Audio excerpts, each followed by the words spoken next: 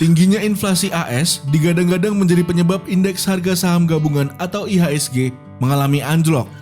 Indeks harga saham gabungan atau IHSG anjlok 3,17% atau 216,36 poin ke 6.599,84 pada penutupan perdagangan hari ini, Kamis 12 Mei 2022, lantaran berlanjutnya aksi jual asing atau net sell.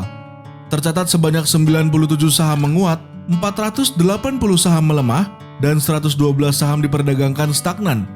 Investor asing mencatatkan net sell 711,83 miliar rupiah di seluruh pasar. Head of Research Mirae Aset Sekuritas, Haryanto Wijaya menjelaskan, data inflasi AS yang dirilis semalam membuat bursa AS atau Wall Street tertekan. Inflasi AS pada April 2022 mencapai 8,3% year-on-year, melampaui ekspektasi pasar 8,1%. Di sisi lain, inflasi inti yang meniadakan faktor makanan dan energi meningkat 0,6% month on month pada April 2022, naik dari 0,3% pada bulan sebelumnya. Data inflasi AS yang masih tinggi membuat ekspektasi Federal Reserve atau The Fed akan tetap agresif menaikkan suku bunga, ujarnya Kamis 12 Mei 2022. Menurutnya, dengan sentimen hawkish atau ekspektasi kenaikan suku bunga The Fed yang tinggi, maka pasar saham AS bakal tertekan.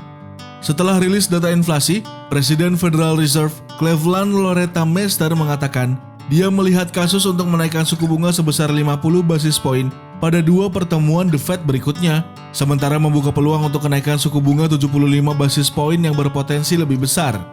Analis OCBC Sekuritas Henry Andrian menjelaskan, saham-saham di Asia Pasifik turun pada perdagangan Kamis pagi, menyusul kerugian semalam di Wall Street, setelah data menunjukkan indeks harga konsumen di Amerika Serikat pada April tetap mendekati level tertinggi dalam lebih dari 40 tahun.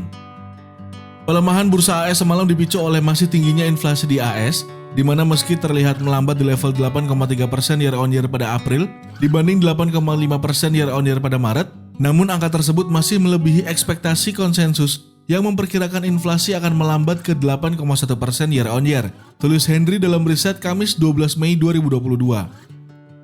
Kondisi ini, terangnya, kembali membuat investor kembali mengkhawatirkan akan adanya potensi kebijakan hawkish The Fed yang lebih kuat ke depannya, di mana pada pertemuan terakhir The Fed sudah meningkatkan kenaikan tingkat suku bunga sebesar 50 BPS dari hanya menaikkan 25 BPS pada pertemuan sebelumnya.